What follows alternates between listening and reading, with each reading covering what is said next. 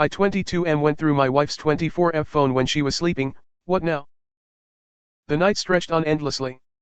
The clock on the nightstand blinked 2:27 a.m. in faint red digits, casting a ghostly glow over the room.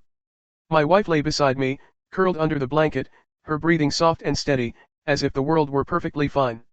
I should have felt the same comfort, the same peace. Instead, I was drowning in unease. Her phone rested on the nightstand. Every so often it lit up, flooding the room with cold light. Each flash felt like a dagger in my chest. The tiny vibrations, the muted ding of a notification, rattled inside me like thunder. I knew it was Instagram. Or maybe Snapchat. Or maybe him. I turned on my side, my eyes glued to the faint glow of her screen. I wanted to close my eyes, to silence the storm in my head, but I couldn't. I'd spent months trying to shake the feeling that something was wrong. I'd told myself to trust her. I'd reminded myself she was my wife, the woman I swore to love, honor, and protect. But every day the doubts grew sharper, slicing away at the bond one thought we had. It wasn't paranoia. Not entirely. I'd seen the way she smiled at her phone, the way she tilted the screen away from me when I walked by. I'd heard her laugh softly at midnight messages.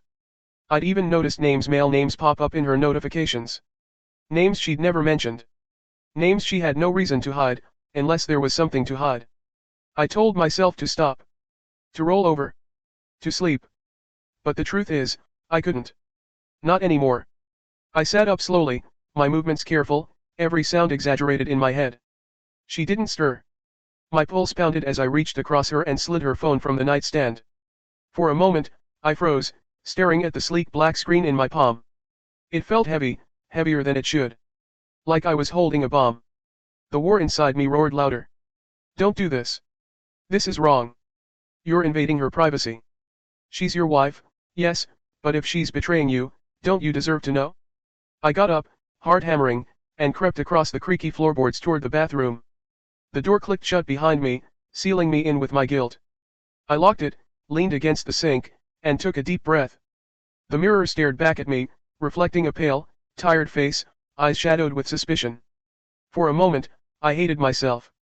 But then I thought about every buzz, every giggle, every late-night glow of her screen. And I unlocked her phone. Her passcode wasn't a secret. She trusted me enough to let me use her phone sometimes, to check directions, to answer a call. I swiped the screen, and just like that, I was inside. The first app one opened was Instagram. The flood hit me instantly, hundreds of messages, notifications stacked like a tower ready to topple. Names I didn't recognize. Men I didn't know. Flirty emojis, suggestive comments. I opened one conversation and felt my stomach twist. Miss you face blowing a kiss. Wish you were here tonight. Send me one more winking face. Attached were photos. Photos of her. Not the kind she posted publicly. These were private. Intimate. Pictures no one else should have seen, not unless they were me. I felt the blood drain from my face.